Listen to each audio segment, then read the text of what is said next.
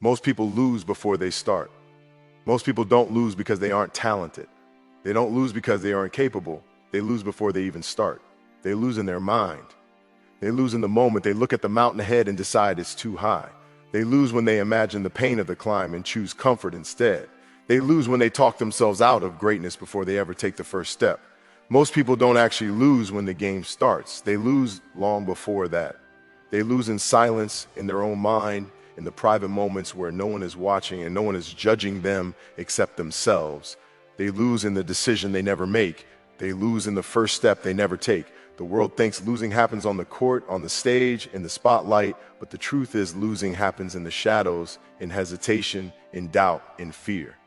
Most people defeat themselves before they ever give themselves a real chance to win. The mind is the first battlefield. Before your body gets tired, your mind quits. Before the pressure becomes real, your thoughts become heavy. People imagine the struggle ahead and they surrender early. They look at the distance between where they are and where they want to be, and instead of being inspired, they become intimidated.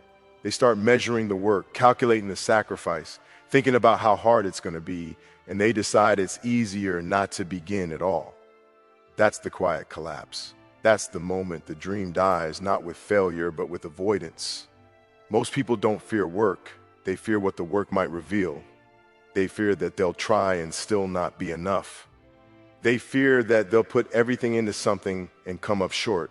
So they protect themselves the only way they know how. They never start. Because if you never start, you never fail. If you never begin, you can keep the illusion alive that maybe you could have been great, maybe you could have done it, maybe you had it in you.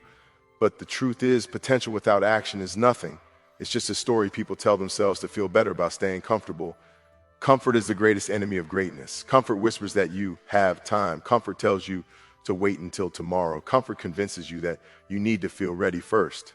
But readiness is a lie. Nobody ever feels completely ready. The people who win aren't the ones who feel fearless. They're the ones who move anyway. They understand that fear is part of the process. Doubt is part of the process. Pain is part of the process. But none of it is an excuse to stop. The average person wants guarantees before they commit. They want certainty. They want to know the result before they put in the effort. They want proof that the sacrifice will be worth it. But life doesn't work like that. The path to greatness is built on uncertainty. It's built on showing up without applause. It's built on believing when you don't have evidence yet. That's why most people never even step onto the road, because the road demands faith in yourself before you've earned it. Most people lose mentally because they overthink the beginning. They get trapped in planning, trapped in waiting, trapped in imagining every possible outcome. They spend more energy thinking about doing the work than actually doing the work. They let the size of the challenge scare them into stillness. They focus on how far they have to go instead of what they can do today. They don't realize that greatness is not built in one moment. It's built in small, brutal, repetitive steps. It's built in the decision to start again and again. The first step is always the hardest because it exposes you. The moment you start, you enter the arena. The moment you start, you risk being seen. You risk failing publicly. You risk not being perfect. And most people would rather stay invisible than be imperfect. They would rather live with the pain of wondering than the pain of trying. But wondering is a slow death. It eats at you. It follows you. It reminds you every day of what you avoided. Winning requires a different mindset. Winning requires accepting that you will struggle. You will fall short. You will get tired. You will doubt yourself. But none of that means you stop. The people who succeed aren't special. They're just willing to endure what others avoid. They're willing to be beginners. They're willing to look foolish. They're willing to fail forward. They understand that losing is not in failing. Losing is in refusing to begin. Most people lose before they start because they listen to the wrong voice. The voice that says you're not ready. The voice that says you're not good enough. The voice that says someone else is ahead. That voice is not truth. It's fear. And fear will always speak first. Fear will always be loud. But discipline is louder if you train it. Commitment is louder if you choose it. The voice that matters is the one that says start anyway. Starting is not about confidence. Confidence comes after the work. Starting is courage. Starting is about making a decision when your emotions are uncertain. Starting is about showing up when motivation is gone. Starting is about proving to yourself that you are not controlled by comfort. The moment you begin, you separate yourself from most people, because most people never begin. They stay stuck in dreaming, stuck in talking, stuck in wishing. The world is full of people with talent who never use it, full of people with ideas who never act, full of people with goals who never commit, not because they couldn't, but because they lost a mental battle at the starting line. They let fear win without a fight. They let doubt decide their future. They let hesitation write their story. But the truth is simple. You don't have to be perfect to start. You don't have to be fearless to start. You don't have to know the whole path to start. You just have to take the first step, even if it's shaky, even if it's uncomfortable, even if it hurts. Winning doesn't begin with motivation. Motivation is unstable. It comes and goes like weather. One day you feel unstoppable, the next day you feel empty. If you build your life on motivation, you will collapse the moment it disappears. That's why most people stay average. They only move when they feel like it. They only work when they're inspired. They only commit when it's easy. But winning doesn't belong to the inspired. It belongs to the disciplined. Discipline is the foundation. Discipline is doing what needs to be done even when you don't want to do it. Discipline is waking up early when your body begs for more sleep. Discipline is training when your mind is full of excuses. Discipline is repetition, boredom, sacrifice, and consistency. It's not glamorous, it's not exciting, but it's real. And real results come from real work, not emotional bursts. Most people think the key to success is waiting for the perfect moment. They think someday they'll feel ready, someday they'll have more time. Someday the conditions will be right, but someday is a trap. Perfect timing is a myth. Life will never stop being busy. The world will never stop being loud.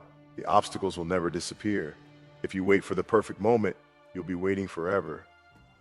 Commitment is what separates the great from the average. Commitment is deciding before you feel prepared. Commitment is choosing the path even when it's uncomfortable. Commitment is locking in when the results aren't visible yet. It's easy to commit when you're winning. It's easy to commit when people are cheering.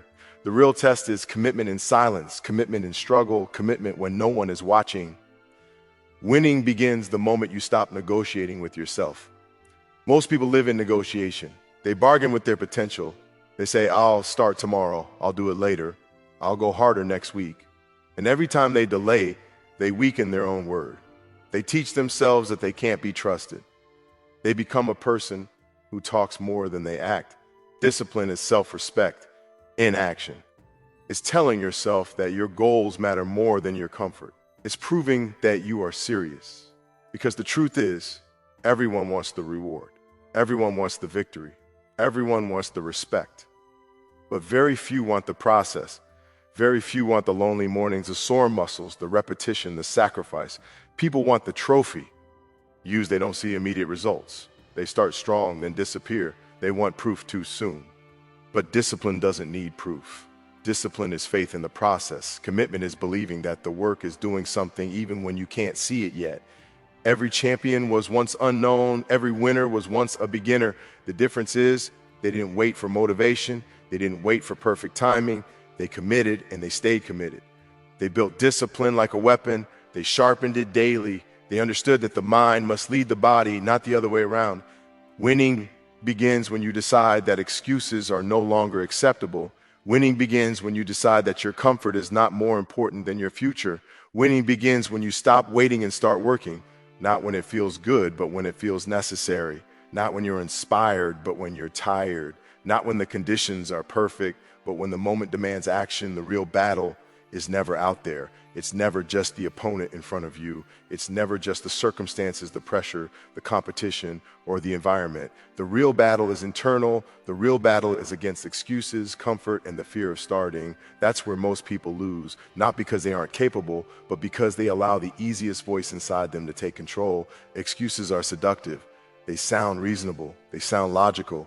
They come dressed as responsibility, as timing, as circumstances. I'm too busy. I'm too tired. I'll start when things calm down. I'll start when I have more time. I'll start when I feel ready. Excuses always give you permission to stay where you are. And that permission is dangerous because it slowly builds a life of delay. Comfort is even more dangerous because it doesn't feel like an enemy. Comfort feels safe. Comfort feels familiar. Comfort tells you that you deserve rest before you've earned it.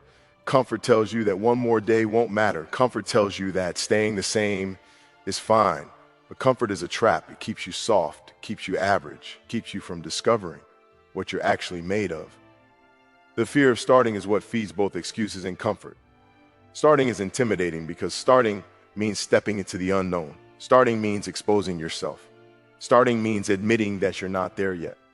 Starting means accepting that you might fail, that you might struggle, that you might look foolish. And most people would rather stay in the safety of imagination than face the discomfort of reality. The mind will always search for the easiest path. That's how it's wired. The mind wants efficiency. The mind wants to conserve energy. It wants shortcuts. But greatness does not live on the easiest path. Greatness lives on the hard path, the path that requires effort when you don't feel like it, the path that demands sacrifice, the path that forces you to confront yourself. Every time you choose comfort, you train yourself to avoid. Every time you make an excuse, you strengthen the habit of quitting. Excuses are not just words, they are practice, they are repetition. And the more you repeat them, the more they become your identity. You become the person who almost did it, the person who could have, the person who talked about it. Fear is not the problem. Everyone feels fear. Fear is normal. Fear shows up when something matters. Fear shows up when the stakes are high. The difference is what you do with it. Most people obey it. They listen to it. They let it decide.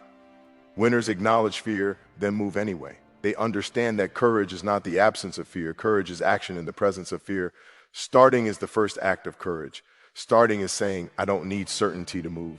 Starting is saying, I don't need confidence to begin. Starting is saying, I will build confidence through repetition, through effort, through discipline. Starting is not about being ready. Starting is about being willing. The battle against excuses is a daily battle. Excuses never disappear. They evolve. When you're a beginner, the excuse is, I don't know enough. When you get better, the excuse becomes, I'm not the best yet. When you reach a level of success, the excuse becomes, I've done enough. Excuses will always find a new shape. That's why you must develop the ability to shut them down instantly. Comfort will always call you back. Comfort will always offer you an easier life, but an easier life comes with a hidden cost. The cost is your potential. The cost is the version of yourself you never meet. The cost is the greatness you never touch. Comfort feels good now, but regret lasts. The fear of starting is often the fear of not being perfect. People think if they start, they must immediately be great.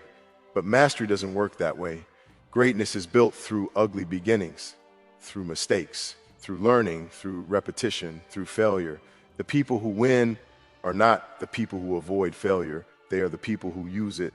The real battle is waking up and choosing the hard thing, choosing the workout when you want the bed, choosing the discipline when you want the distraction, choosing the grind when you want comfort, choosing the first step when fear tells you to stay still. You have to understand nobody is coming to save you. Nobody is going to hand you discipline.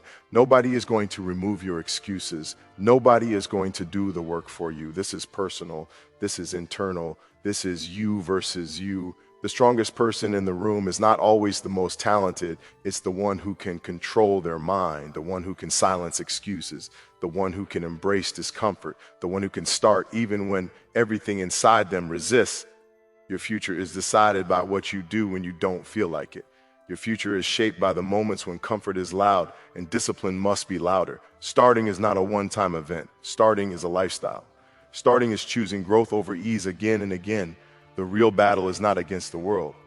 The real battle is against the part of you that wants to stay the same. And the moment you win that battle, the moment you stop listening to excuses, the moment you stop choosing comfort, the moment you stop fearing the first step, you become dangerous.